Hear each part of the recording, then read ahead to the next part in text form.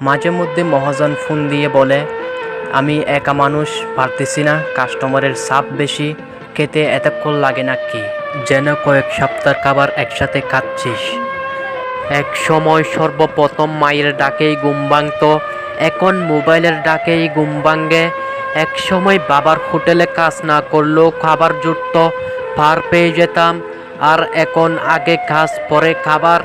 বাবার হোটেলের বাইরে যদি আমার একটা দিন শেয়ার করি, প্রথমে ভোর 6টায় উঠতে হয়, উঠে ব্রাশ করে মুখ ধুই, পরে যত ডেক্সি পাতিল আছে সব ধুতে হয়, তারপর ভোর বাজারে যাই রান্নার বাজারের জন্য।